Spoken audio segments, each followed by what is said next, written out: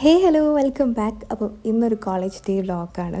അപ്പോൾ എനിക്ക് college start ചെയ്തിട്ടൊരു 3-4 ഡേയ്സൊക്കെ ആയിട്ടുണ്ട്. അപ്പോൾ നമുക്ക് യൂണിഫോം കിട്ടാത്തതുകൊണ്ട് കളർ ഡ്രസ്സാണ്. അങ്ങനെ ഒരു 7:45 വീട്ടിൽ നിന്ന് ഇറങ്ങിയിട്ട് ഒരു 10-15 മിനിറ്റേക്ക് നടന്നിട്ട് വേണം ഫസ്റ്റ് ബസ് കയറാനായിട്ട്.